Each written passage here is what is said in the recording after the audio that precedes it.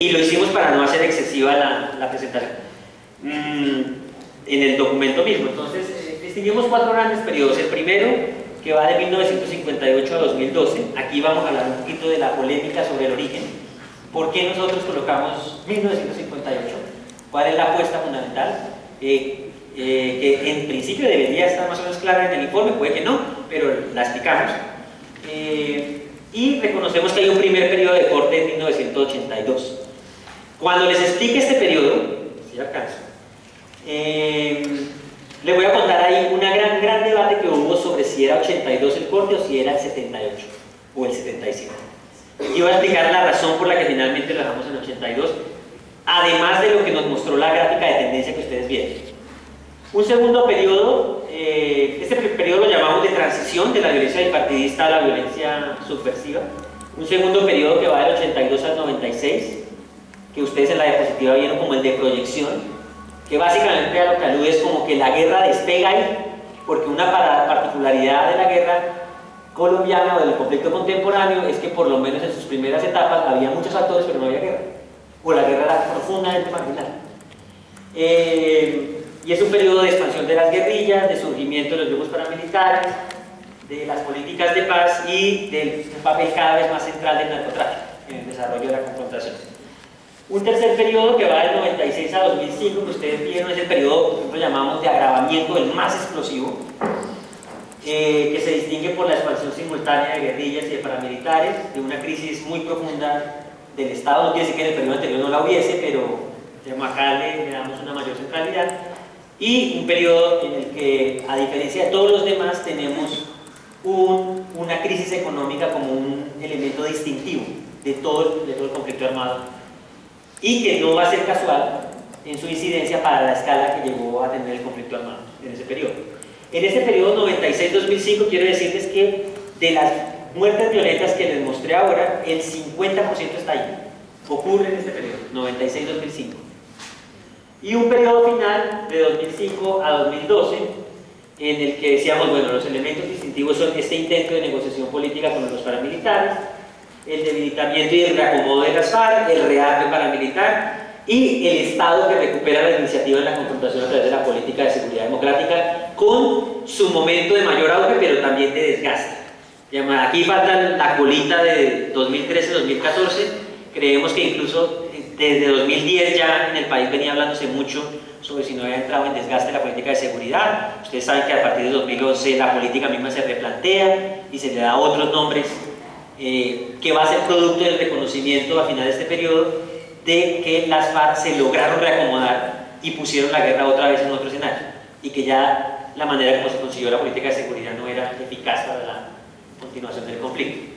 Bueno, en el primer periodo, de 58 a 1982, cuando nosotros miramos ahí el peso de la violencia en todo ese periodo, que como ustedes pueden ver abarca 24 años, en 24 años ocurre el 6% de todas las muertes violentas del conflicto, ¿no? Y es un periodo que se distingue mucho por la marginalidad de la lucha armada y de la guerra. O sea, hay muchos actores, porque en los 60 y 70 aparecen las FARC, el ELN, el M-19, aparece el EPL, ¿no? Entre otras tantos, eso son los grandes, ¿no? Porque hay muchas guerrillas más pequeñas. Pero la guerra parece no despegar, digamos, las muertes violentas del conflicto mismo no son muy fuertes. Ahora vamos a explicar un poquito por qué se dio ese fenómeno. La crítica que hemos recibido es ¿por qué arrancan en el 58? Entonces, bueno, muchos nos han dicho ¿por qué no arrancan en el 64 cuando nacen las FARC? O cuando se dan los hitos desde los que se dan las FARC. Entonces nos dicen, usted debería arrancar desde ahí, porque una guerra no lo es sin actores armados. Nosotros respondemos, puede ser cierto, pero es que el actor armado que se va a formar en el 64 tiene una experiencia que viene de atrás, con una serie de continuidades que vienen de atrás. Entonces, cuando decimos hay unas continuidades en ese que hoy se forma como actor armado, que ya venía de una experiencia previa con la violencia, sin la cual no lo puedo entender al mismo, los críticos del otro lado entonces nos dicen, pero es que 58, ¿por qué se conoce 58? Está desconociendo toda la violencia bipartidista.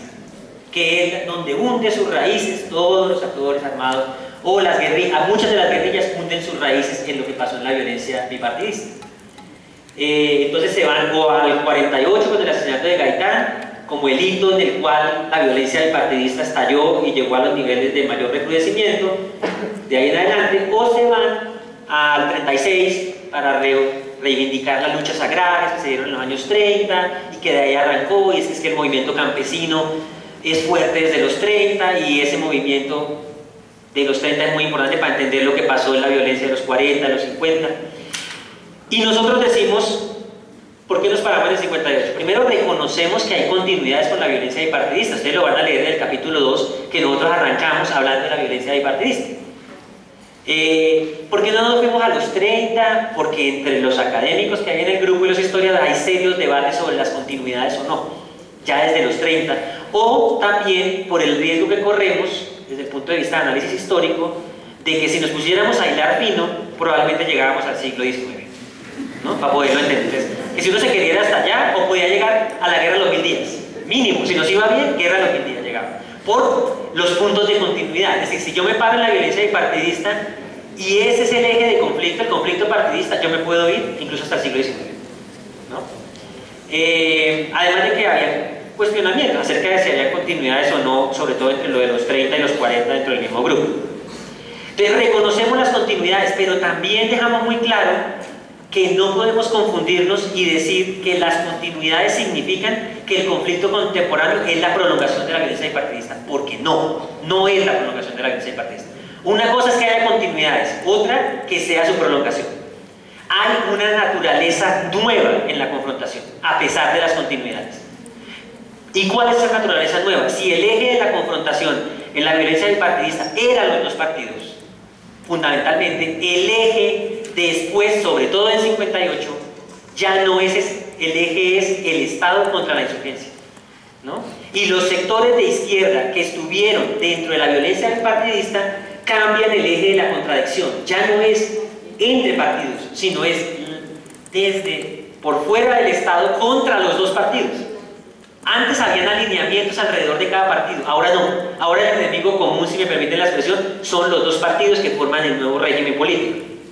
¿Por qué elegimos 58? Por varias razones. Una, por reconocer que es un punto de inflexión en la naturaleza del conflicto. Porque el Frente Nacional es un acuerdo entre los dos partidos que venían desarrollando la violencia bipartidista, cuyo propósito es acabarla. Y ellos deciden cooperar a partir de ahí. Eso cambia la naturaleza del conflicto para siempre, porque no habíamos tenido un acuerdo de ese grado de sistematicidad o organicidad antes. Antes los partidos venían a hacer acuerdos muy preliminares, pero siempre estuvieron en guerra. Este fue el intento por salir de esa guerra. Y ahora se colocaron en un bando, en un lado. Eso hace que no podamos decir que hay simplemente continuidades o prolongación. Porque los dos que estaban confrontados ya no están confrontados, forman un bloque, y a ese bloque en el que se quedan por fuera quienes tuvieron alianzas con ellos en el desarrollo de la violencia anterior, ya no quedan excluidos, porque el frente se funda en la idea de solo existimos usted y yo, y cerramos la puerta a cualquier posibilidad de expresión distinta a la del bipartidismo. Entonces esos sectores que quedan por fuera incluso son vistos cuando el Frente Nacional inicia su proceso de pacificación del país, de recuperación del territorio, de acabar la violencia bipartidista. Se asimila a todo el que quiera seguir en la lógica de violencia bipartidista como una amenaza. Y toda la violencia se despliega a tratar de acabar con cualquier foco armado, ¿no? Y se desconocen las particularidades, por ejemplo, que tenía la izquierda o que tenían los movimientos de autodefensa campesina de donde van a surgir las FARC. Se les mete en un mismo colchón de todo, en un mismo saco, todo aquello que represente una amenaza de que la violencia bipartidista no la podemos acabar o que esté asociado a ella, tenemos que extirparla. Es un poco la lógica. Y segundo, porque también después del 58 tenemos un hecho que también cambia la manera en que conciben la violencia los actores que continúan, y es la Revolución Cubana. La Revolución Cubana lo cambia todo. Las perspectivas de revolución, la perspectiva de acceso al poder son las que definen mejor que ahora la confrontación no es liberal conservador, sino Estado e insurgencia. Ese es el nuevo eje de confrontación. Y el Estado mismo también, en la manera en que conduce el intento por acabar con la violencia bipartidista, dice: este tema de la revolución cubana, colocar la violencia de Colombia en un contexto que ya no es solo local, sino continental, es como nuestra entrada a la globalización, si me permiten la expresión. Ya las amenazas no son solo locales, también son continentales. Y el ataque a Marquetalia, por ejemplo, se da bajo la idea de no solo extirpar un foco que pudiese reanimar la violencia bipartidista, sino también la idea de que todo foco armado que estuviera en el territorio era un potencial Cuba en el territorio continental, ¿no? Es lo que empieza a guiar la mirada. Entonces, para nosotros son cambios fundamentales en la naturaleza del conflicto, ¿no? Y por eso nos paramos en el año 58. Nos decían también algunos críticos, ustedes se paran en el 58 el Frente Nacional, ustedes están legitimando el Frente Nacional. Colocar el inicio del conflicto ahí me parece una interpretación muy curiosa, porque lo colocamos como el inicio y nos decían, usted está legitimando el Frente Nacional, o sea que está diciendo que lo que necesita Colombia como mensaje es olvido, porque el Frente Nacional es un pacto de olvido. Y nosotros respondimos a esa crítica diciéndoles todo lo contrario. Colocar el Frente Nacional en el contexto actual de las negociaciones creo que es un llamado de atención histórico al tipo de arreglo que queremos. ¿Vamos a hacer un arreglo igual o no? Y miren las consecuencias del arreglo, sin que digamos que el Frente Nacional fue responsable de todo, pero está en el centro de los reclamos de todo el mundo. ¿Ese es el tipo de pacto que se quiere? ¿No? Estamos ante esa perspectiva de acabar un conflicto. Por la manera en que intentamos acabar una violencia, terminamos inaugurando otra. Ese es el mensaje político en el fondo cuando sacamos el libro para La Habana. ¿Es eso lo que queremos? ¿Ese es el tipo de arreglo? Y segundo, íbamos más allá. Si ustedes miran, cuando lean el capítulo 2 van a darse cuenta que nosotros analizamos cómo fueron las políticas que se inauguraron en el Frente Nacional para intentar la rehabilitación y la reconstrucción de los territorios. Eso que hoy llamamos la reparación. Uno dirá, pero reparación es nuevecito. No, allá también se intentó y dejó lecciones históricas. Miremos los alcances y las limitaciones. Ahí lo analizamos en el libro, ¿no? Decimos, mire los peros, mire las expectativas que se abrieron, mire lo que no se cumplió, ¿no? Hasta dónde tuvo o no alcance el tema de reparación y de reconstrucción en ese momento. Entonces también es un llamado para pensar, no solo ese es el tipo de pacto que queremos, sino cuáles son los desafíos a los que nos vamos a enfrentar en un posconflicto, porque es cuando se negoció el Frente Nacional también se estaba pensando en un posconflicto. ¿Cómo va a ser el tratamiento de los remanentes del conflicto armado que quede? ¿No? Todos van a ser colocados un poco en la sombrilla del bandolerismo, que fue bajo la sombrilla en que colocaron al movimiento de autodefensas campesinas en los nichos que tenía las FARC para atacar, o no. ¿Cómo va a ser el tratamiento del tema? Este periodo, entonces del 58 al 82, lo elevamos todo, digamos, le damos toda esta cobertura temporal, porque significó esa transición, el fin de la violencia bipartidista, el inicio del conflicto armado, pero un inicio, lo que les digo, con una particularidad: surgieron muchos actores armados, sobre todo en el bando de las guerrillas, y además en un periodo donde el conflicto es Estado-guerrillas, únicamente. El Estado tiene todo el tiempo el monopolio de la lucha contra insurgentes. No se lo ha entregado a los particulares, lo hace el Estado directamente. Y tenemos muchos actores armados, pero los actores armados parece que no tienen la posibilidad de desencadenar el conflicto, ¿no? Y eso explica la marginalidad. ¿Por qué no lo pueden desencadenar? Por varias razones. Una, porque hay una estrategia contrainsurgente muy fuerte de parte del Estado. Segundo, que ellos están todos instalados en las periferias. Le facilitaron mucho la tarea al Estado para el desarrollo de la acción contrainsurgente en las periferias. Y las periferias de este momento son periferias pobres. Ahí no ha llegado todavía lo que les dije al comienzo, no ha llegado ni el petróleo, no ha llegado ni el tema cocalero, nada de eso ha llegado. Entonces están en la periferia y están pobres. Y además están profundamente fragmentados y divididos y peleando entre ellos, ¿no? Y, como si fuera poco, tienen una manera de conducir la revolución en la que se alzan en armas, pero sus paradigmas para alzarse en armas son paradigmas externos, que de alguna manera rígidamente quieren aplicar al caso colombiano, o sea, de alguna manera desconectados de la realidad colombiana. Voy a dar un ejemplo: el ELN. El ELN tuvo un nicho histórico en relación con las luchas sindicales en Barranca Bermeja, pero histórico. Cuando se conforma ya como guerrilla y adopta el modelo foquista de Cuba, que es un modelo que dice lo importante es tener el foco armado, y el foco armado, una vez se ha consolidado, se ha formado, eso prende la pradera de la revolución y llegó la revolución.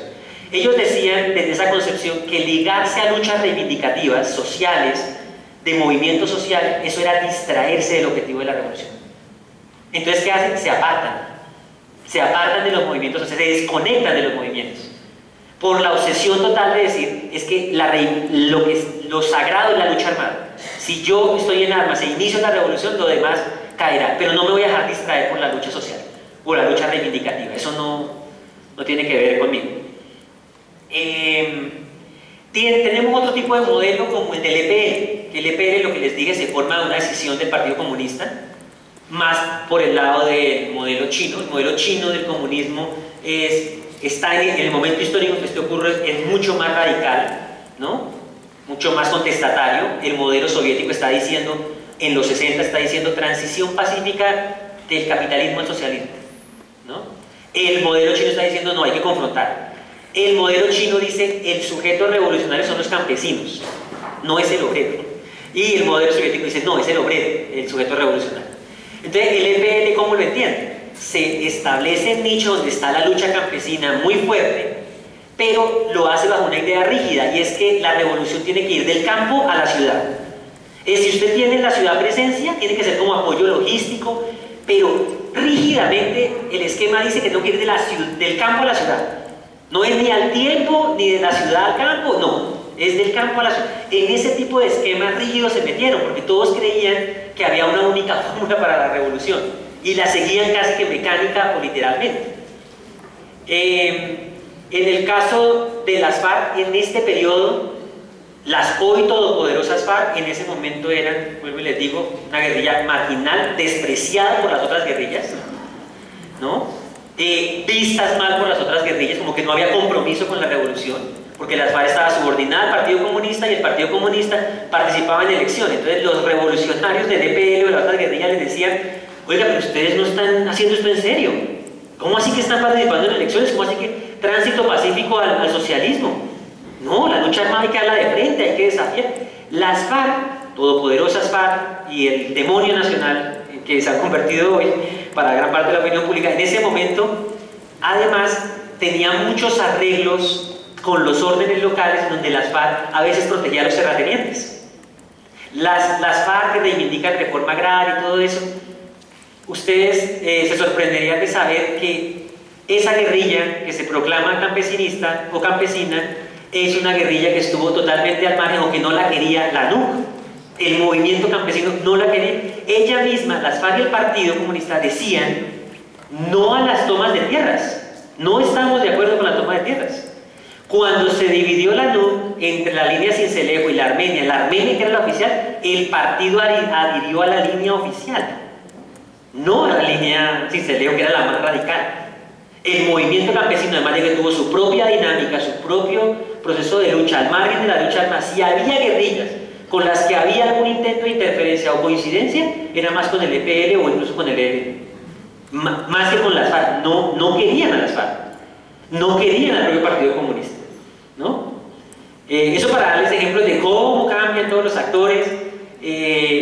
Además de que de las FARC siempre me ha llamado mucho la atención una característica histórica que tienen, y es, viéndolas ahora en este escenario de tanta radicalización, si ustedes miran la historia de cada guerrilla, las FARC tienen una particularidad. Son la única guerrilla que tiene en sus hitos de fundación o en los hitos que han marcado su historia interna o su memoria interna, eventos de agresiones físicas contra sus miembros.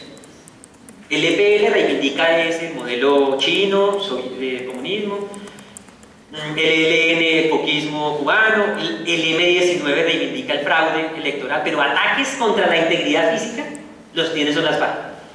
Tiene Marquetalia 62, Marquetalia 64, Villarrica 55 y la toma de Casaverde o el ataque a Casaverde en el 91. Y me llama mucho la atención porque uno dice, si es la guerrilla que tiene un ataque contra la integridad física de sus miembros, uno podría pensar, y además hoy en día la vemos como la guerrilla más radical, uno diría que entonces es la guerrilla más propensa a romper con el sistema político, pero radicalmente. Y después del ataque a Marquetalia en 62, 64, y cuando se forman las FARC en el 66, el Partido Comunista, a la cual estaba subordinada, no rompe con el sistema político. Y no rompe en parte por su concepción de tránsito pacífico, la idea de la combinación de formas de lucha, el mejor ejemplo. Sigo con un pie aquí y un pie allá. O, como han dicho algunos analistas, las FARC fueron, de alguna manera, una reserva del partido armada, del Partido Comunista, para momentos donde hubiese una dictadura. En realidad no estaban pensadas para desafiar al sistema.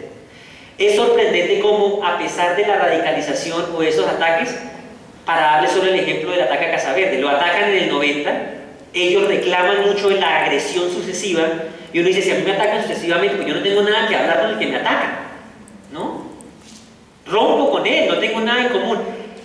Ocurre lo de Casa Verde en diciembre del 90 y en abril del 91 ya estaban hablando, en Tlaxcala y en Caracas. Todo el tiempo ha sido esa dinámica. Ha habido ataques, ¿no? Reivindican sus hitos, pero sus hitos no rompen con el sistema político. Todo el tiempo es la búsqueda de cómo genero espacio. Les di el ejemplo hace un rato de cómo en la época de mayor radicalización en los 2000, cuando parecían no poderse ni ver con Uribe, las FARC mismas buscaban el espacio para ¿cuándo volvemos a dialogar? Dialoguemos por lo menos a propósito del intercambio humanitario y después de eso puede que hablemos de otra cosa, pero hablemos, ¿no? En medio de, ustedes lo vieron, de los ataques donde cae de 2008 a 2011 o en el ataque mismo donde cae Cano y estaban negociando y no se levantaron, ¿no?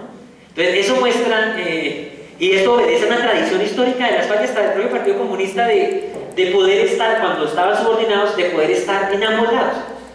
Y yo siempre he dicho de esa característica que creo que las FARC ha sido la guerrilla que más ha durado porque es la que más se parece al régimen político colombiano. Y no hay nada más difícil que derrotar a algo que se parece a uno mismo. ¿Y por qué digo que se parece? Porque tienen un pie acá y un pie en la legalidad y otro en la violencia. Y eso es de todos los actores también, de muchos de los actores del régimen político, ¿no?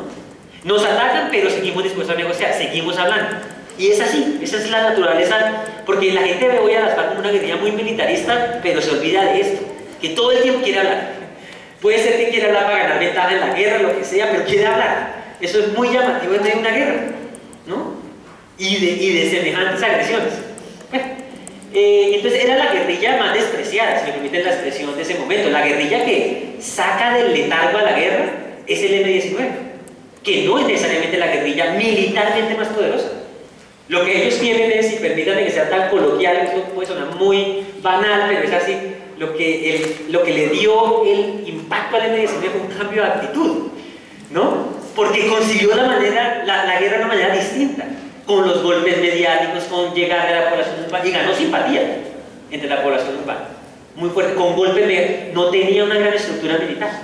Fue la visión como lo concibió, y además porque esa guerrilla, a diferencia de las otras, dijo, a mí no me hablen ni de Mao, ni de Marx, yo voy a hablar del Libertador. Voy a coger la espada, voy a coger referentes que le lleguen más a la gente, ¿no? Entonces lo que hicieron fue plantear una plataforma donde estuviera más cercano a la gente. Y además su plataforma en sentido estricto tampoco era profundamente revolucionaria. Ellos se supieron leer el contexto y la coyuntura política, porque dijeron, ojo que yo no estoy peleando efímeramente contra el Frente Nacional, yo participé en las reglas del Frente Nacional y el Frente Nacional desconoció el resultado de sus propias reglas y desde ahí reivindica su lucha, que además es una lucha por la democracia, fundamentalmente fue una lucha por la democracia. Entonces eso le garantizó impacto en sectores de la opinión muy fuertes. Entonces ustedes me dirán, bueno, pero si usted reconoce a lo del M-19, que estamos hablando del 74 o del 74 en adelante, que tuvo un cambio importante y sacudió la guerra, ¿por qué ustedes dicen que el periodo termina en el 82? Entonces, aquí yo voy a contar la discusión que tuvimos dentro del grupo. Varios decían, no, hay un efectivo corte de cuentas en el año 70, en el 78 puede haber, porque vino la represión del gobierno Turbay bajo el Estatuto de Seguridad Nacional, el decreto 1923 del 78. Entonces decía, ahí hay un cambio cualitativo porque la escala de la represión fue distinta, fue mucho más, fue masiva comparado con lo que ocurría antes, vinieron las detenciones arbitrarias. Algunos de nosotros decíamos en la discusión, algunos decían en la discusión, bueno, si yo uso la línea de muertes violentas, ahí estoy ocultando que, por ejemplo, las detenciones arbitrarias me harían cambiar la tendencia, ¿no? Si miro otras formas de violencia. Entonces ahí sí hay un cambio fundamental, porque no habíamos llegado a un clímax represivo tan fuerte antes. ¿Cómo se resuelve la discusión? Cuando lo estamos discutiendo surge la pregunta sobre si el gobierno de Turbay es un periodo que abre uno nuevo o si en el fondo es el umbral de una trayectoria histórica. Es el punto límite del desgaste del régimen político, ¿no? Más que una ruptura, si fue el punto de llegada de algo. Y después es que viene el cambio. Entonces lo que se dice en la valoración interna que hacemos también es, ojo que represión del movimiento estudiantil, de la protesta estudiantil, del movimiento campesino, del movimiento cívico, hubo durante los gobiernos del Frente Nacional. También las hubo. Estado de sitio, casi todo el tiempo vivíamos en estado de sitio, ¿no? Entonces la conclusión a la que llegamos es el gobierno Turbay lo que es el umbral de un proceso histórico que venía, del pacto político que no se hizo después del Frente Nacional, de querer prolongarlo a la fuerza y de apostar por una lógica represiva frente a la movilización social o para negar el pacto mismo. La estrategia contrainsurgente lo que hace es profundizarse, es decir, el poder civil y el poder militar están alineados en la estrategia contrainsurgente, ahí no están debatiendo, ahí la solución sigue siendo militar, todos están convencidos de que sigue siendo militar, ¿no? Entonces es más un umbral de llegada, de materialización de un proceso histórico que un punto de ruptura. Entonces decimos, ¿por qué consideramos que la ruptura está en el 82 y no en el 78? Porque en el 82 se dieron cambios muy importantes para la naturaleza y la dinámica del conflicto. En el 82 asistimos con la política de paz del gobierno de Betancourt, de ahí en adelante es el primer momento en que tenemos reconocimiento político del conflicto armado. Antes no se reconocía el conflicto armado, ni se reconocía a sus actores. Decir que yo voy a apostar por una solución política implicaba reconocimiento, y es la primera vez en que empieza a darse la fractura en el establecimiento, que dicen, unos dicen la solución militar y el otro dice la solución política, porque antes iban al unísono, ¿no? La estrategia contrainsurgente era apoyada por el poder civil. De hecho, también le dimos una importancia muy grande al 58, porque ustedes recordarán que con la firma del Pacto Frente Nacional, no solo los dos partidos acuerdan repartirse el poder, sino pasa una cosa muy importante. Como venimos del gobierno militar de Rojas Pinilla, hay que negociar con los militares en la transición. Entonces, ¿qué se acuerda? Autonomía militar en el manejo del orden público para los militares. Hay que dejarles un nicho a los militares en la transición donde no queden totalmente marginados. Entonces ustedes se ocupan del tema del orden público, que ese fue el famoso discurso de Alberto Lleras, donde le dice a los militares en el Teatro Patria, nosotros a la política y ustedes allá a todo el tema de orden público y a los militares. Claro, ¿qué efecto político tuvo eso? Parecía no tener relación. Que despojaron a los militares de la identidad bipartidista, le dicen ustedes se alejan de la política, pero cuando lo militar se le da tal autonomía en medio de un conflicto armado, también se vuelve político. Y ellos se volvieron también políticos y desarrollaron una identidad contrainsurgente muy fuerte, anticomunista, ¿no? Muy fuerte, que cuando llega Betancourt y hace el corte, genera tensiones, y ahí sí cambia la dinámica del conflicto porque el Estado ya empieza a dividirse, ¿no? Hay una fuerte tensión a partir de ahí, y la van a seguir los demás, digamos, Barco, los demás presidentes van a seguirle apostando a la línea de que es posible una solución política, y la sociedad va a votar por el que diga que puede haber una solución política, negociar. Son esos 20 años que les digo que van a ocurrir hasta 2002. Entonces cambia la política de paz. Segundo, el narcotráfico. Claro que el narcotráfico estamos hablando desde los 70s con la ventanilla siniestra de Alfonso López, ¿no?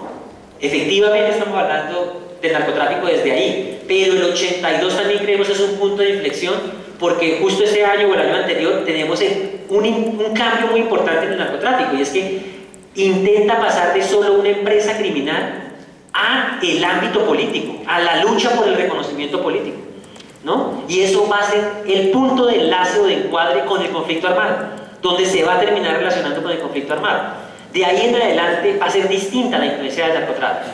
Entonces eso también es un factor que lo hace distinto. Y tenemos a las guerrillas que entran en un proceso también de recomposición y de expansión muy fuerte a nivel nacional, porque ellas mismas han cambiado sus paradigmas. Entre finales de los 70 y comienzos de los 80 las guerrillas hacen un cambio de paradigma. No solo por el efecto del Estatuto de Seguridad, no es solo reacción a eso, sino también a la manera como conciben la guerra.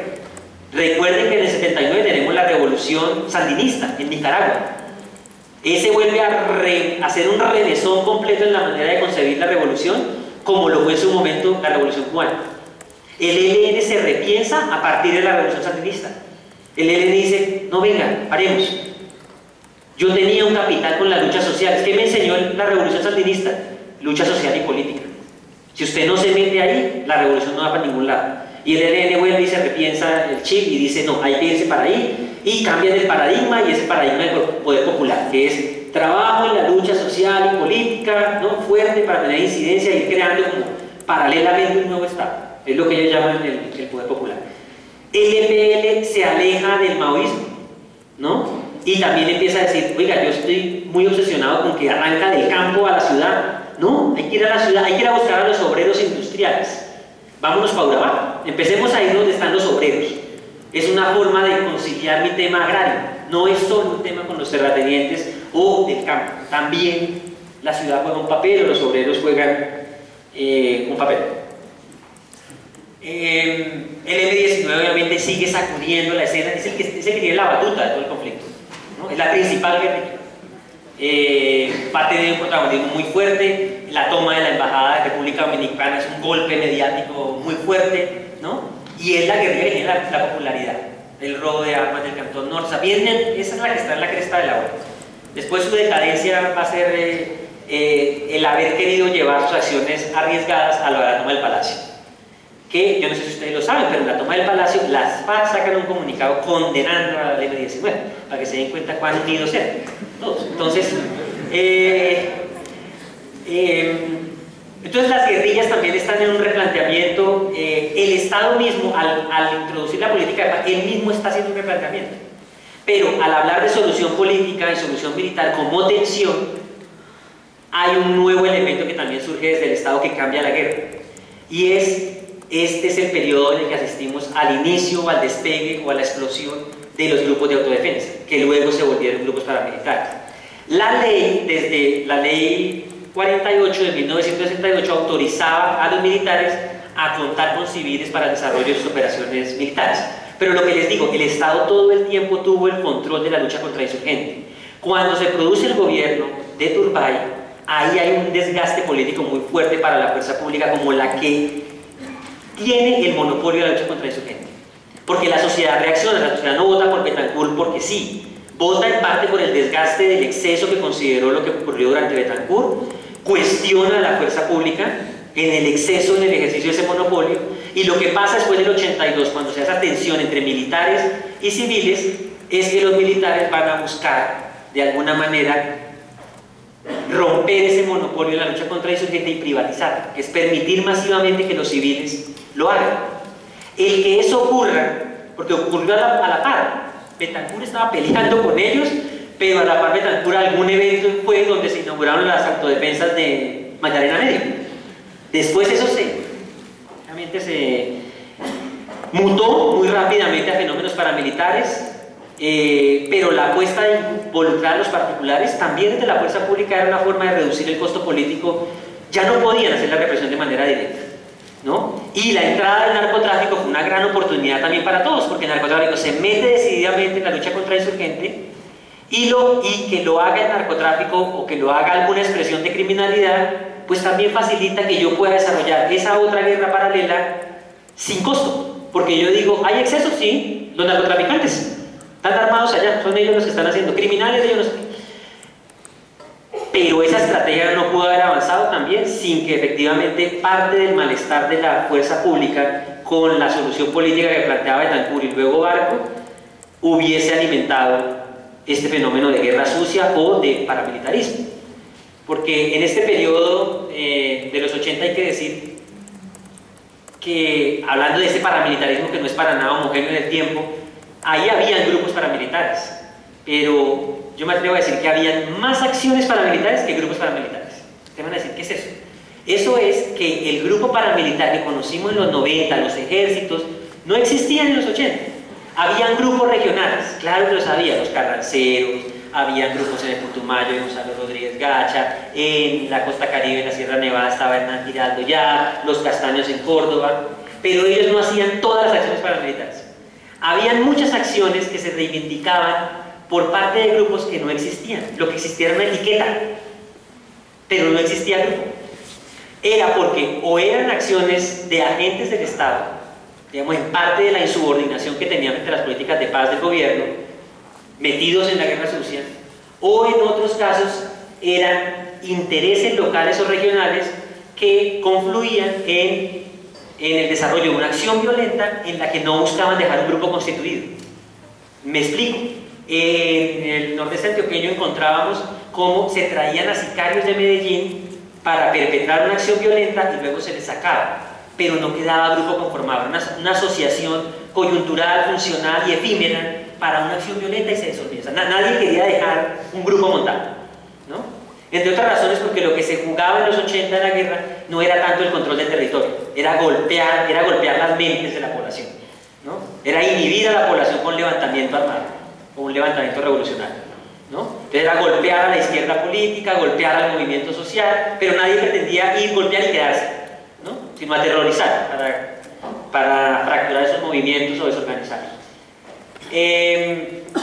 Quiero decir del periodo 58-82, perdón que me devuelva, una cosa que es muy importante, y es que ese periodo también creemos que la marginalidad de la lucha armada fue producto de que la sociedad colombiana fue muy intensa en su participación social y política. O sea, hubo mucha movilización de los estudiantes, movilización de los sindicatos, ¿no? O sea, los espacios, por muy restringidos que fuera, que daba el Frente Nacional, la gente los usaba todos. El Frente Nacional no dejaba participar a gente que no tuviera, a gente distinta a los partidos, pero dejó un mecanismo en el que la gente se metió para hacerle oposición al Frente Nacional, que fue, el Frente Nacional dijo, vamos a repartirnos el poder a partes iguales, pero para no acabar del todo con la democracia vamos a competir dentro de los partidos. La competencia entre los partidos permitió que surgieran las disidencias. A través de las disidencias, la gente le hizo oposición al Frente Nacional desde dentro del Frente Nacional. Son el MRL al comienzo del Frente Nacional y luego la NAM, ¿no? Todos tenían una etiqueta que decía o es liberal o es conservador, pero yo me llamaba MRL para distinguirme como disidencia y aprovechaba esos nichos y desde ahí la gente participaba y se oponía y se movía, ¿no? Entonces eso es un tema muy importante porque siempre se ha dicho el Frente Nacional cerró todo, entonces la gente se fue a la lucha armada y lo que nunca ha sido claro es entonces por qué si se cerró todo, porque la lucha armada no despegó. Es porque en medio del cerramiento, la sociedad colombiana, creo que es un testimonio histórico, la gente se movió por todos los canales institucionales, por pequeños que fueran, para expresarse, por vías democráticas, en medio de todas las restricciones, ¿no? Bueno, ahora volvamos a... Pero quería dejarlo claro, ¿no? Está el movimiento campesino, hay una serie de movilizaciones, una sociedad viva, ¿no? Que en parte esa movilización social y política es la que margina la lucha armada. Entonces, bueno, tenemos este periodo de la expansión de las guerrillas. En este periodo también quiero decirles algo. La tensión que se vivía entre el poder civil y el poder militar no solo era la deliberación pública sobre si la solución militar o la solución política, implicó una apuesta desde el poder civil muy importante. A partir de 1982 en Colombia se da un cambio en la estrategia contrainsurgente y es que el poder civil pasa del principio contrainsurgente de quitarle el agua al pez, que era ataquemos indiscriminadamente, al principio humanitario de distinción entre combatiente y población civil. Se lo trata, lo introduce el poder civil y trata de que el poder militar lo entienda, pero el poder militar no lo entiende. Y no se traduce solo en una deliberación pública entre las partes, va más allá. Entonces empieza el gobierno a decir procurador civil para las fuerzas militares, consejería de derechos humanos. O sea, hay una serie de acciones en las que intentan volver política el tema de derechos humanos. Y es cuando surge en los militares algo que ustedes habrán escuchado, bueno, no sé si lo han escuchado, pero es un tema que los agobia mucho a ellos. Es a partir de los 80 que se habla del síndrome de la Procuraduría, donde ellos dicen, nos dejaron las manos amarradas. Entonces no podemos actuar porque todo se vuelve un tema disciplinario, ¿no? Y empiezan discusiones sobre el fuero militar, en fin. Entonces no es una fractura o una tensión menor. Ustedes saben que la estamos viviendo aún hoy en medio del proceso de paz, de reclamos sobre si la solución debe ser política o militar y sobre ese tema de los controles y la deliberación permanente sobre los controles. El periodo 96, bueno, les voy a aplicar del periodo 82-96, ustedes me pueden decir Pero usted nos habló al comienzo de la presentación de que la Constitución del 91 fue muy importante, fue un cambio. ¿Por qué eso no aparece como un punto de corte para terminar en el 96? Porque en la tendencia de violencia que les mostramos no hay una variación tan significativa en la violencia, ¿no? Porque el comienzo de la Constitución fue un comienzo muy difícil. Estamos hablando del final de la época del narcoterrorismo, estamos en nuevos intentos de negociación que no funcionan en Tlaxcala y Caracas, y lo que uno ve es que la Constitución no tuvo un impacto similar o un impacto que uno puede decir generalizado en todo el territorio en las mismas condiciones. En muchas regiones lo que le dicen a uno es: la Constitución pudo haber llegado para las ciudades, pero no llegó para las regiones. O sea, no fue un punto de corte en muchas regiones afectadas por el conflicto armado, ¿no? La dinámica del conflicto siguió, aunque en el país urbano sí tuvo un fuerte impacto, ¿no? Y la mayoría de los mecanismos que se desarrollaron en la Constitución, sobre todo al país urbano, le hicieron cambiar el chip, ¿no? Yo siempre he creído que mucho de la Constitución del 91 recogió muchos de los reclamos del país urbano que se movilizó en 60, 70 y 80, ¿no? De manera decisiva. Pero no necesariamente llegó al país rural. Ese es un reto también de posconflicto, cómo llega al país rural. El periodo 96-2005, como lo ven ahí, es un periodo de explosión de todas de la expansión de las guerrillas, un periodo de radicalización.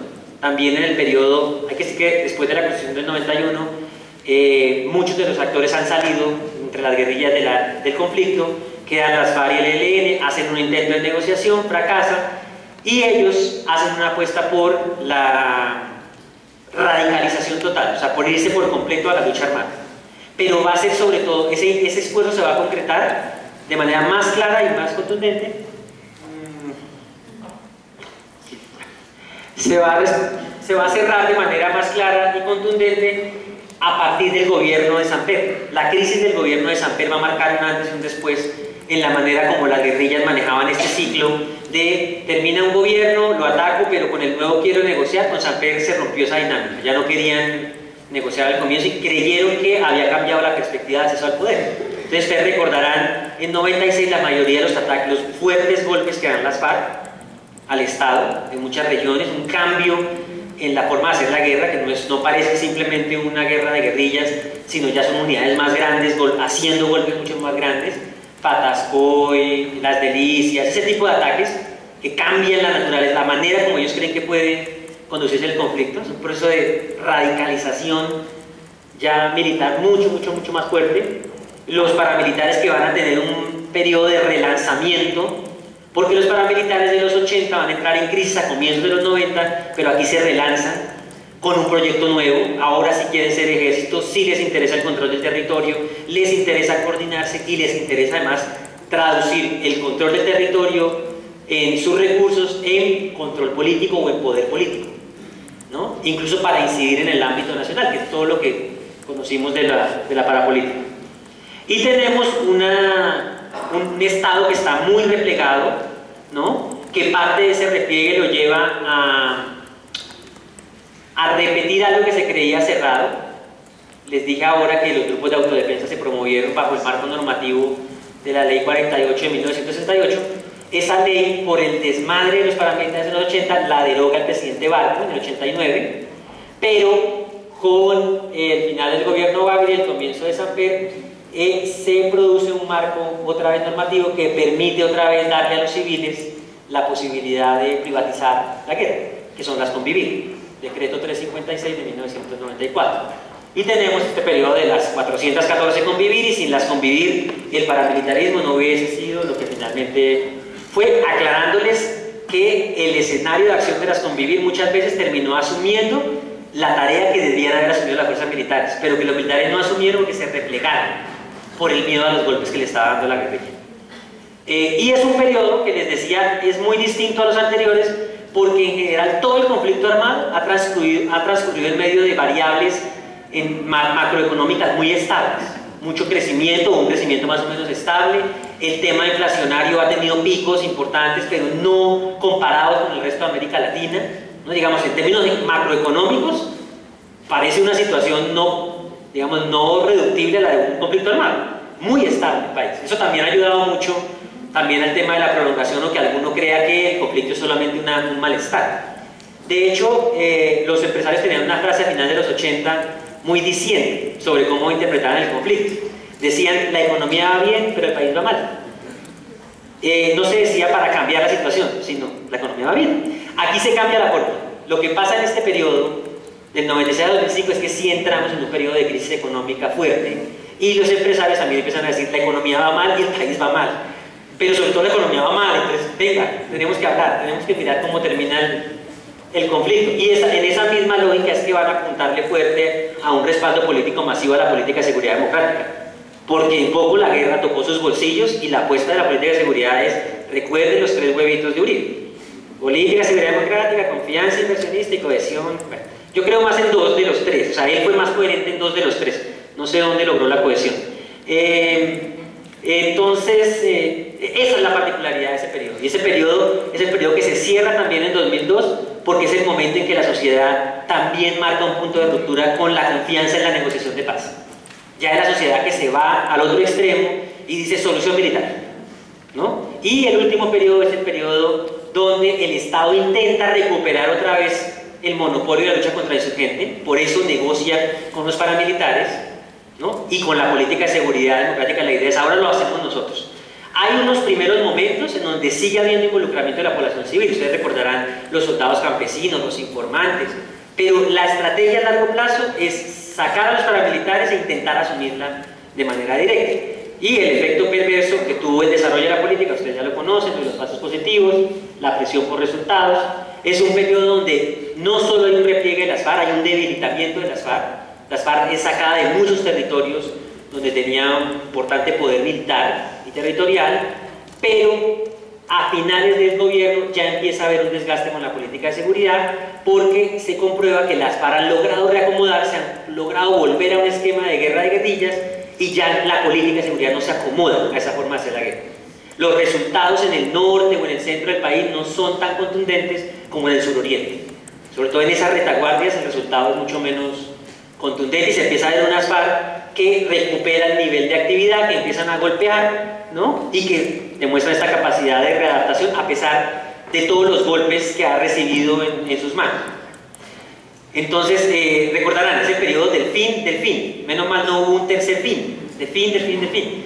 Bueno, y el fenómeno del rearme paramilitar por esta negociación política que al final no salió bien, ¿no? Los paramilitares se sienten traicionados por el gobierno, es lo de justicia y paz, ¿no? El espacio que se da para esta lucha de verdades entre el gobierno y los paramilitares, pero con una enseñanza muy importante, y con esto termino, que nos dejó la discusión de la Ley de Justicia y Paz. Cuando el gobierno Uribe arrancó en esta negociación, tenía el proyecto de alternatividad penal, que era una amnistía, la verdad. Y uno diría, él tiene todo el nivel de popularidad, está en la cresta de la ola de la popularidad. El presidente puede hacer lo que quisiera, lo que se le diera la gana. ¿Por qué no logró imponer el proyecto de alternatividad penal? Tenía mayorías en el Congreso. Porque ahí se mostró que a pesar de tener un presidente con esas características, habían sectores de la sociedad que tenían poder y que se movieron. Se movió la comunidad internacional, se movieron sectores del Partido Liberal, sectores políticos se movieron en el Congreso y terminaron llegando a la Ley de Justicia y Paz, que era muy distinta a la Ley de Alternatividad Penal. Criticada la Ley de Justicia y Paz, todo lo que quieran, pero que había un abismo brutal entre las dos. Y no se correspondía a la Ley de Justicia y Paz con el primer proyecto, y uno diría, pero no era tan todopoderoso, o sea, algunos poderes estaban funcionando. Y después la Ley de Justicia y Paz va a las Cortes, y las Cortes la terminan de apretar la ley o de dejarla un poco más en sintonía con los derechos de las víctimas, ¿no? Y ahí es donde los paramilitares dicen, nos traicionaron. Y empieza todo este tema del conflicto y viene la extradición. Bueno, yo dejo ahí. Gracias.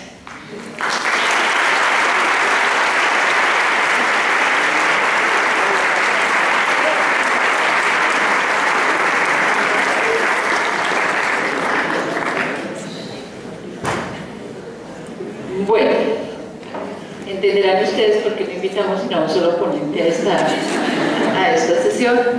Andrés estaba muy preocupado porque me decía que 2 horas eran excesivas para lo que tenía que decir. Bueno, yo Aquí ha llegado una serie de preguntas muy interesantes. Nosotros tenemos un compromiso de entregar este auditorio a las 12, entonces vamos a tratar de no pasarnos de las 12:10, ¿sí? Realmente tenemos un tiempo muy corto para unas preguntas muy interesantes y muy complejas, pero también quiero recordarles que las sesiones que vienen más adelante, hay una sesión dedicada exclusivamente al tema de actores armados, donde vamos a analizar más en detalle el origen, las transformaciones y la situación actual de cada uno de los grupos armados, y que bueno, que varias de las preguntas que están aquí planteadas van a tener otros escenarios de discusión en las sesiones de más adelante.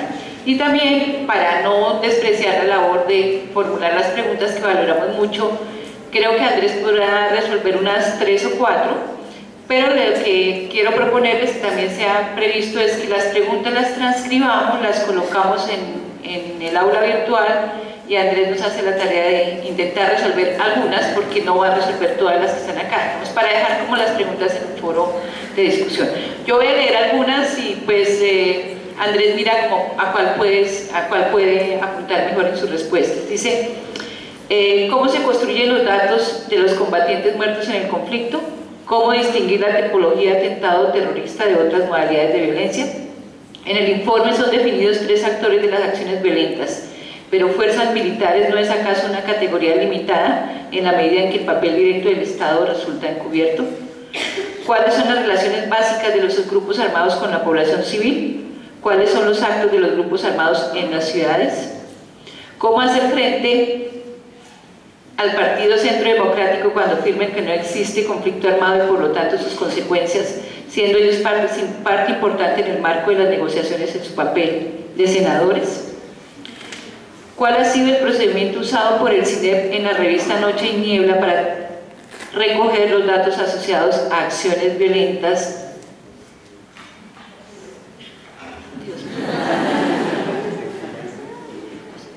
producidas en el marco del conflicto?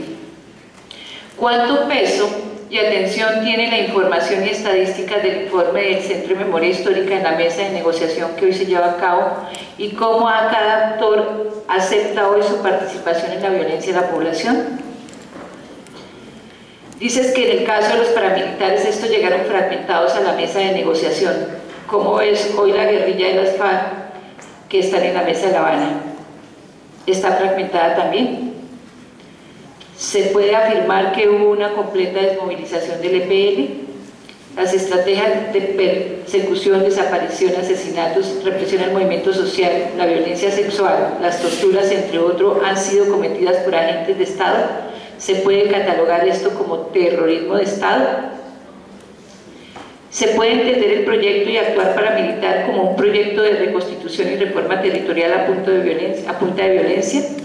¿Es también un proyecto de reconstitución de fuerzas políticas y cambios constitucionales a favor de una clase que tiene y quiere ampliar su poder económico? En cuanto a la caracterización del conflicto, entendiendo la expansión armada como una consecuencia de un sistema político excluyente, ¿cuál es la responsabilidad del Estado como actor del conflicto, que en la exposición no se le dio mucha relevancia? ¿Y cómo en medio de la discusión de víctimas en La Habana se debe asumir esta responsabilidad? ¿Por qué en el informe no se hace diferenciación de las categorías centrales del conflicto, conflicto armado, violencia y guerra? ¿Cómo cree que la violencia colombiana ha transformado las categorías usadas desde el derecho internacional humanitario y la jurisprudencia internacional o la teoría política sobre violencia? ¿Por qué RUC no acopia información aportada por ONGs? ¿Es el caso del posconflicto? En el caso del posconflicto, ¿quién o quiénes aportan las cifras oficiales? ¿Sigo? Bueno, ¿cuál es la significación que se da en el informe al uso de términos como actos terroristas y terrorismo? ¿Por qué no se usa el término terrorismo de Estado? Dentro de la dinámica general del conflicto, ¿qué papel cumple el elemento ideológico? ¿Cuál es el rol de los medios de comunicación? ¿Cómo es la percepción de la opinión pública y cómo se ve más allá del contexto electoral? Y finalmente, teniendo en cuenta la característica fundamental del conflicto armado colombiano, según el cual los hechos menos relevantes e impactantes en medios de comunicación son tal vez los que les han dado un matiz general a esta violencia, cómo los casos emblemáticos descritos en el informe ayudan a los colombianos a entender el conflicto sin reproducir el mismo imaginario que crearon los medios en la población. Como ven ustedes, son preguntas valiosas, creo todas, muy interesantes. Yo diría que todo el curso está orientado a resolver esas preguntas, pero vamos a ver por cuáles en 20 minutos Andrés nos intenta responder. Pero no me las quites. Bueno, a la pregunta por el término de atentado terrorista como modalidad de violencia, bueno, esa fue una construcción muy problemática, difícil, porque el término terrorismo ha adquirido una connotación valorativa, ¿no? O de juicio a algo. Nosotros lo que queríamos en la identificación de las modalidades era captar situaciones específicas en el marco del conflicto, ¿no? Y cuando hablamos de atentados terroristas, ¿qué era exactamente lo que queríamos captar? Queríamos captar todo aquel ataque que se perpetrara, ¿no? Usando explosivos, sorpresivo, en lugares donde se pudiera causar alto daño o que tuviera una alta exposición pública. No era una valoración, porque una masacre puede ser un acto terrorista, hay homicidios con fines terroristas de carácter selectivo, era la situación que queríamos captar. O sea, para nosotros no era igual un ataque en el que yo uso un carro bomba, uso un explosivo, como actor armado no hago presencia física en el lugar, me aprovecho del factor sorpresa y en un lugar de alta exposición provoco el impacto del evento violento, no lo puedo asimilar a una masacre. En una masacre yo voy al lugar, pongo en situación de indefensión a la población civil, estoy, digamos, en una relación cara a cara de la víctima con el victimario. Entonces nos parecía que había una particularidad ahí que había que recoger. En algún momento se dijo atentado con artefactos explosivos. Digamos, la elección, no, lo que quiero explicar no es valorativa, buscar es una forma de acción, poderla recoger, que es esta: cómo atacar con explosivos a la población civil, explotando el factor sorpresa y garantizando condiciones de visibilidad. Entonces, eso respecto a la pregunta de atentado terrorista. En esa misma quiero decir, cuando me preguntan por lo de por qué no aparecería el terrorismo de Estado casi como una categoría, me sirve para decirles que en otras presentaciones me han dicho, pero en sus modalidades de violencia no aparece el genocidio, no aparece el crimen de lesa humanidad, ¿no? O no aparece el crimen de guerra. Entonces la respuesta que tenemos es, ojo, que terrorismo de Estado y todas esas categorías son una forma de valoración jurídica o política, si se quiere, que uno hace, que puede estar conformada por cada una de estas prácticas de violencia. O sea, el terrorismo de Estado no existe como una modalidad. El terrorismo de Estado, si existe, se construirá a partir de lo que hagan los agentes del Estado y de ese tipo de prácticas. El terrorismo de Estado puede estar conformado por masacres, por ejecuciones extrajudiciales, por violencia sexual, ¿no? Porque el énfasis está en el actor y en el carácter sistemático o no de la conducta.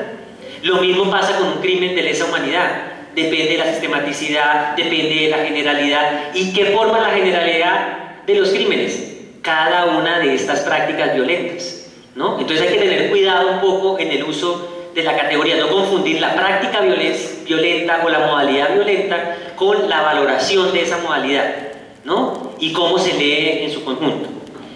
La otra pregunta sobre lo de La Habana, de cuánto peso y atención tiene la información y las estadísticas del informe. Bueno, hay que decir que las estadísticas las usa todo el mundo como quiere y de acuerdo a su conveniencia. Entonces, voy a decir que más que en la mesa de La Habana, en las declaraciones de las FARC, que yo creo que Marta les ha contado las críticas que hay, en el tema de las cifras, justo antes de que se eligiera la comisión histórica, las FARC en un comunicado dice, para tratar de contener un poco el tema de la responsabilidad propia, al decir que es una responsabilidad de todos, dice, usa al grupo de memoria histórica y dice, como dice en el informe general Basta Ya, nosotros no tenemos tanta responsabilidad en la violencia letal, pero ellos no hablan de la violencia contra la libertad ni contra los bienes, solo hablan de la letal como si fuera la única, y sobre la única que habría que establecer las responsabilidades, ¿no? Entonces, y así, eso lo usan así las FARC. Otros actores que no están en La Habana, pero que pueden ser, que quieren también torpedear el proceso, a veces, nos pasó en un video que circuló en la red, tomaban estas cifras de la evolución de la violencia que les mostré y en cada periodo no miraban las responsabilidades que daba el libro, sino que en cada periodo decían, ah, este periodo aumentó la violencia, aquí fue la negociación con las FARC, Pastrana y las FARC responsables, en este fue tal otra cosa, todo el mundo la usa como quiere, entonces, y pone los acentos donde quiere. Entonces lo que les digo, en el caso de las guerrillas, lo pusieron en ese, otros actores lo ponen en otro, para relevar otros temas. Ahora, a eso está expuesto uno con un informe público, ¿no? Ese es el uso que todo el mundo puede o no eventualmente dar. Ah, y sí, Marta Noia me hace también recordar, cuando las cifras salen y los impactos, este informe, un impacto muy fuerte que tuvo, tenía que ver con el tema de las responsabilidades y cómo los interpelaba a todos. Entonces, por ejemplo, del lado de las fuerzas militares recibimos un reclamo airado sobre el asunto, ¿no? En el que decían, los de ellos son más y los de nosotros son menos. Entonces, de hecho, en algún momento nos dijeron, nosotros solicitamos que de sus cifras, primero que se saque un nuevo basta ya, quitando las cifras en donde se involucra agentes de Estado, dejando solo a los que tienen condena judicial, no dejando a los otros. Entonces nosotros respondimos y dijimos, eso viola el principio de igualdad que dio la ley de víctimas, la presunción de buena fe que se le dio a las víctimas, pero confieso que ahí, por ejemplo, surgió una opción muy interesante, y es que ellos pusieron el énfasis en las condenas judiciales y nosotros en nuestras cifras no pudimos llegar a todas las condenas judiciales. Entonces dijimos, maravillosa idea, vamos a incorporarlos, porque no están. Y tal vez lo que hay que decirle a todos los actores armados, y digamos, en eso fuimos contundentes con las fuerzas militares, y se lo decimos a todos los actores armados, las cifras de responsabilidades de todos van a crecer, porque no sabemos todavía mucho de la responsabilidad de todos. Van a crecer, lo que tienen que prepararse es para crecer, no empiecen a quitarle y a restarle, a todos les va a crecer. Vamos a ver en las proporciones eso cómo cambia. Pero lo que hay por saber todavía en términos de responsabilidades es mucho, y a todos les va a crecer, ¿no? Me preguntaban ahora que por qué no incluíamos las cifras de las organizaciones de derechos humanos. Y quiero decir ahí, si ustedes revisan bien los pies de página del informe, que la información que nosotros producimos no es solo basada en fuentes oficiales, no es solo el RUC, no son solo las instituciones. Nosotros reconocemos el enorme trabajo que han hecho organizaciones de derechos humanos para tener una idea de lo que ha pasado. Lo que ellas hicieron y denunciaron no solo se comprobó, sino que se quedó corto frente a lo que ocurrió.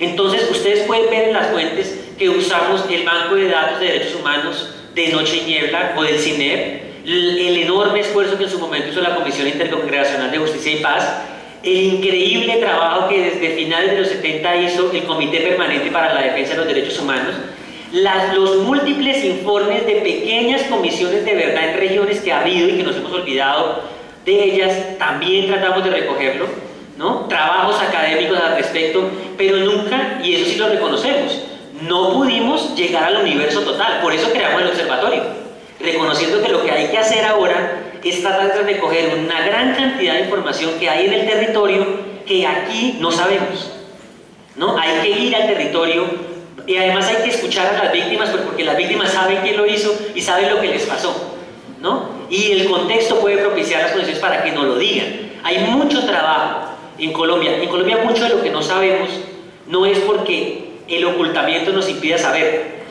es porque hay mucha fragmentación también de la información en la sociedad y en las instituciones. La dificultad de nosotros, siendo Estado, para llegar a otras instituciones, ustedes no se imaginan lo terrible que es eso. O sea, nosotros que desde institución podemos arguir una serie de elementos legales para pedirle cosas a la fiscalía, para pedirle más cosas a la unidad de víctimas, es terrible el camino, ¿no? Aún ahí hay fragmentación porque hay mucho celo con la información. En la sociedad la fragmentación todavía es mayor, ¿no? Porque hay mucha organización de víctimas, organización de derechos humanos allá en el territorio que ni siquiera aquí conocemos, que tiene su información, que puede no estar acá. Hay información acá no esclarecida que la pueden tener esclarecida allá, ¿no? Sin contar con todo el trabajo de las víctimas. Entonces, por eso se crea el Observatorio Nacional de Memoria y Conflicto, para darle continuidad a todo este trabajo y poder escuchar las voces de todos. En algún momento, también por el mandato de pluralidad de voces, vamos a recoger el esfuerzo que ha hecho Fedegan. Fedegan ha hecho un ejercicio de documentación de los ganaderos que han sido víctimas de las guerrillas en su ataque a sus propiedades, en los ataques a la integridad, en la pluralidad. Hay que escucharlos a todos, ¿no? A los empresarios, los que tengan necesidad, a todos hay que escucharlos, ¿no? Entonces, ese es el esfuerzo en el que quiere entrar el Observatorio Nacional de Memoria y Conflicto Armado, el escuchar a las regiones, el hacer un barrido bibliográfico, por ejemplo, que nos toca hacer una cosa mucho más ambiciosa de la que hemos hecho, para encontrar toda esa serie de informes de derechos humanos que contienen la información. Porque déjenme decirles que a nosotros nos puede sorprender mucho la cifra que nos da la unidad de víctimas sobre la victimización, pero esas cifras tienen una limitación. Uno, se basan mucho en la demanda que hacen las víctimas por reparación, y dos, recoge muchas fuentes institucionales, pero hay muchas víctimas que no piden la reparación y que por no pedirla no quiere decir que no existan en su calidad de víctimas, que deben ser reconocidas por lo menos para el ejercicio de esclarecimiento histórico. Yo no le puedo pedir eso a la unidad, que forzosamente lo haga. La unidad atiende a quien le pide que lo atienda y al que pide reparación. En cambio, en memoria histórica, por nuestro mandato, nos toca recoger, porque el hecho de que no quiera pedir reparación no quiere decir que no sea víctima. Y ahí tenemos unos huecos de información, los 80, una parte de los 90, muy grande de información por recoger, o sectores políticos que tienen una convicción política para no recibir la reparación, a los que hay que escuchar y hay que recoger el dato. Entonces lo que nos queda como tarea de esclarecimiento sigue siendo muy grande.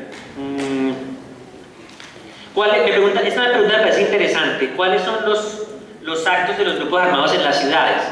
Les mostraba las diferencias de escala en la violencia en las ciudades y en las zonas rurales, pero también parte de la invisibilización tiene que ver con la manera en que ocurre la violencia en las ciudades del conflicto armado y cómo eso condiciona nuestra manera de ver la violencia en general del conflicto.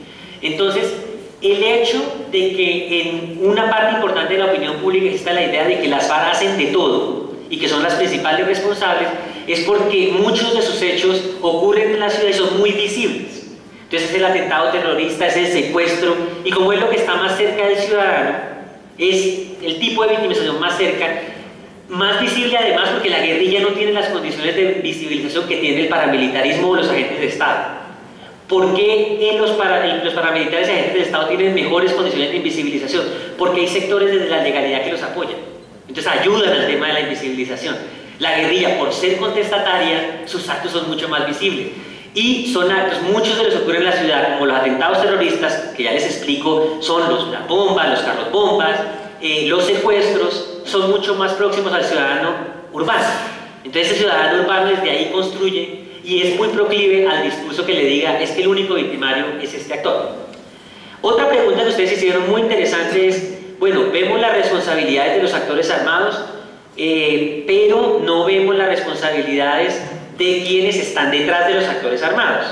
Y me parece una pregunta muy interesante porque me permite afirmar un principio que también tiene el libro. Para nosotros los actores armados o los aparatos no son solo aparatos armados, son redes sociales, económicas, políticas que hay que develar para ver esas otras responsabilidades. Aquí podemos estar viendo al actor armado que ejecuta el hecho violento de manera presencial, el que secuestra, el que dispara. Por supuesto que hay una responsabilidad en quien hace posible que él pueda hacer todo esto, ¿no? Y es la siguiente escala de responsabilidades que hay que develar. O sea, detrás de la responsabilidad de los paramilitares en la violencia contra la integridad física, ¿quién hizo posible las condiciones para que él hiciera eso? ¿Quién fue el autor intelectual de que él hiciera eso? Claro, entonces hay que develarlo, ¿no? Aquí nos movemos con solamente una parte de lo que vemos, pero detrás de esa responsabilidad no se puede quedar solo en el aparato armado. Es una responsabilidad que hay que expandir a quien está tras la trama de ese actor armado, ¿no? Porque recuerden, ellos son solo una parte visible del entramado, no la única. ¿Por qué el RUP no acopia la información aportada por las ONGs? Les repito, la razón fundamental es que el RUP solo va a las cifras de las ONGs o a la información de las ONGs cuando quiere verificar una solicitud que ha hecho una víctima para poderla incluir o no en el sistema. Y recuerden, ellos se tienen que mover por la demanda, o sea, por lo que la víctima pide, ¿no? En ese sentido, es más labor nuestra como Centro de Memoria para el Archivo de Derechos Humanos, para el esclarecimiento histórico, recoger los eventos, no condicionándolos a la demanda. ¿Cuánto me queda? Me quedan 4 minutos.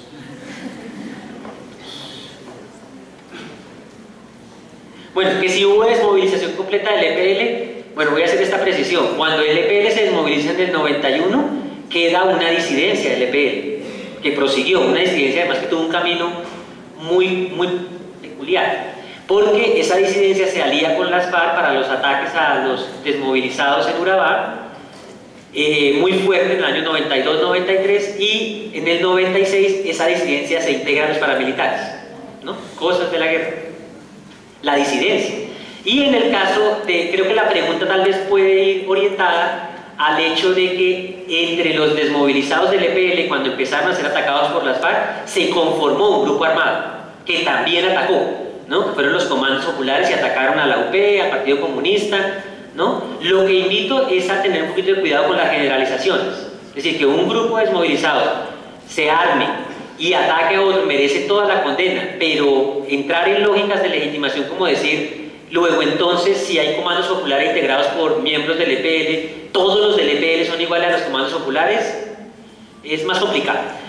Ahora, esa guerra que se dio en Urabá entre las FARC y los desmovilizados del EPL sí tuvo un papel muy importante en la dinámica del conflicto, porque esa guerra generó algo que parecía inconcebible, y es cuando se ven atacados por las FARC, mucha gente del EPL no solo forma los comandos populares, sino que se van a los paramilitares. Y se dio algo que históricamente nadie hubiera creído. El EPL, la guerrilla más radical de los 60 y los 70, es vista ya después de los 90, por lo que pasó en Urabá y en Córdoba, como proclive a los paramilitares y del lado de los paramilitares, ¿no? Cuando ya han salido de la lucha armada. Esos son todos los... Pero esos cambios no son caprichos, es la dinámica misma del conflicto la que va creando esas condiciones para las transferencias. O que el EPL o el sector que se empieza a amalgamar con el paramilitarismo no lo hace en su condición de guerrilla, es sobre todo después de la firma de los acuerdos, ¿no? Entonces siempre hay que leer eso con cuidado. ¿Cuánto me queda? Un minuto. Sobre si las FARC llegan unificadas o están unificadas en La Habana, yo creo que la diferencia con lo que pasó con los paramilitares es diciente. Las FARC siempre han tenido un secretariado muy fuerte, son una organización con una estructura jerárquica muy fuerte, la gente, digamos, obedece internamente mucho a lo que dictamina el secretariado, tiene unas figuras que no son figuras lejanas alrededor de las cuales construyó su identidad.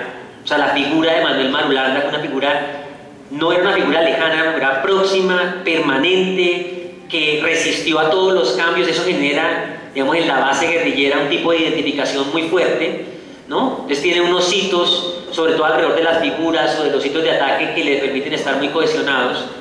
Y creo que estamos incurriendo en un equívoco al pensar que va a pasar igual que los paramilitares, es desconocer la trayectoria histórica de las FARC y lo que ha sido el secretariado y la influencia que tiene. Yo entre las guerrillas tendría un poco más de temor con el COSE del ELN, porque el ELN históricamente ha tenido una imposibilidad de que desde su mando central tenga control sobre todo el mundo, ¿no? Muy difícil. Siempre ha habido peleas, siempre ha habido confrontación. El COSE se parece un poquito a una confederación, pero no le obedece de la misma manera como es la estructura vertical de las FARC. A mí me preocupa mucho en el ELN que la clave de ese proceso la va a tener que se vincule a ese proceso de manera comprometida el domingo Laín en Arauco. A mí esos son la clave del asunto. Vamos a ver qué tanto se siente el domingo Laín representado en el COSE en la negociación, ¿no? Entonces creo que no son comparables con el fenómeno paramilitar. Creo que hay una cohesión interna que también la dan tantos años de guerra, que también la dan. Yo creo que si las FARC llegan a esto, recién están ocurriendo los golpes contra Raúl Reyes, cuando muere Manuel Marulanda. Ese era un momento difícil, pero el reacomodo otra vez vuelve a unificar mucho al grupo. Y el grupo no está en una situación en la que se diga, llegué a la mesa derrotado. Eso también tenemos que tenerlo en cuenta. O sea, Santos no va a la mesa por un capricho. Santos va en un momento del conflicto donde reconoce, y las partes, y por primera vez escuché a las FARC decir eso, ya no nos pudimos derrotar. La forma en que las FARC conciben la derrota o no en esta guerra es la forma en que un grupo que está en asimetría frente a su enemigo la concibe, y es que una guerra la gana el que no la pierde. Esa es un poco la lógica, ¿no? Entonces hay que verlo con cuidado. O sea, no dejarse llevar por la idea fácil de que la solución militar la detuvieron en algún momento cuando iba muy bien, porque la solución militar ya mostraba señales de desgaste, que era la política de seguridad. Y recuerden, vinieron todos los golpes a los cabecillas, a la gente del secretariado, y el grupo no se desmoronó, el grupo se pudo reacomodar, ¿no? Y eso muestra una cohesión interna que no habría que despreciar.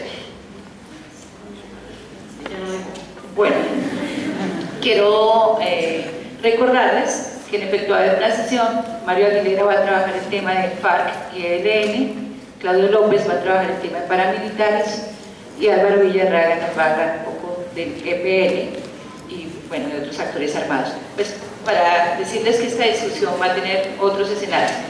Les quiero recordar que la próxima sesión se va a realizar en la Universidad de La Salle. Por favor, queremos recomendarles que lleguen con antelación para que se puedan ubicar en el lugar. Vamos a trabajar 3 temas que están muy en relación con lo que hoy nos contextualizó Andrés y que permiten profundizar mucho más esto de las características de los actores armados, de las responsabilidades, de los perfiles de las víctimas. Vamos a trabajar el tema de desaparición forzada, desplazamiento forzado y una modalidad que se trabajó dentro del desplazamiento forzado, que es la que hemos llamado pueblos arrasados o vaciamiento territorial, visto como más como un impacto de la guerra que como una modalidad de la guerra. Entonces, con 3 personas invitadas vamos a trabajar cada uno de esos temas. Para esos temas, en particular para desplazamiento y desaparición, los equipos de investigación construyeron sus propias periodizaciones que podrían muy bien entrar a dialogar o cuestionar o profundizar en la periodización que asumió el informe. Para cada uno de esos temas los investigadores construyeron también responsabilidades por actores armados y perfiles de víctimas. Luego nos permitirán un poco continuar en este mismo debate. Pido 5 minutos para una cosita chiquitica y ya con eso cerramos. No, es que no me quería ir sin decir un par de cositas muy corticas sobre un tema que me planteó Marta Nubia de inquietud de la sesión anterior, y era darles una opinión un poco desde el Centro Nacional de Memoria Histórica alrededor de esas preguntas que ustedes plantearon de, bueno, surge la Comisión Histórica del Conflicto en La Habana con un mandato alrededor de las causas, de los factores y de los impactos, y me decía Marta, el grupo preguntaba, varios preguntaban, y es que ustedes no respondieron eso en el basta ya, ¿no? ¿Por qué otra comisión? Y bueno, quiero brevemente decir que reiterar 2 cosas. Una, lo que les dije al comienzo, la premisa del trabajo.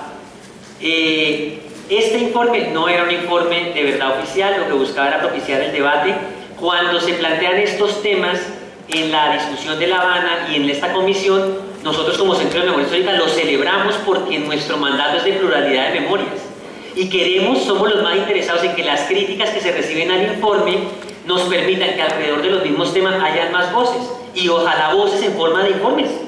Y el mecanismo que quedó nos pareció muy bueno, porque es un mecanismo que no va a llegar a un único texto.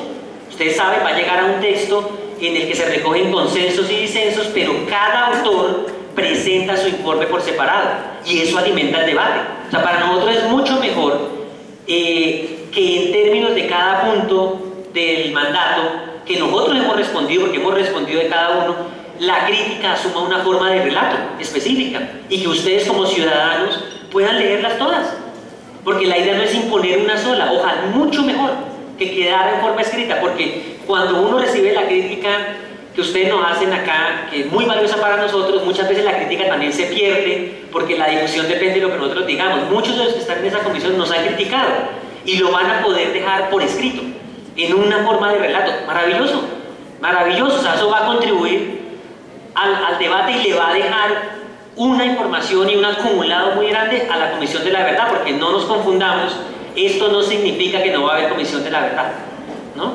Le está como cerrando el cerco a la Comisión de la Verdad, es nuestra angustia, pero alimenta el debate, está colocando una pluralidad de voces que es legítimo escuchar. Ya. Muchísimas gracias y por favor, los que no tienen informe, que no vinieron a la clase anterior, se acercan aquí a esta esquina, por favor, para entregárselos. Y los papelitos que les entregamos al entrar, en la puerta los van a estar recogiendo sobre su motivación.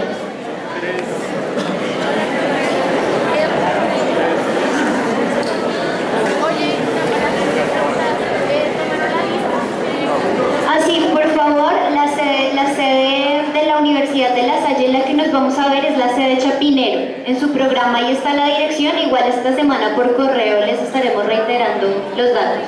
Sede Chapinero de la Salle.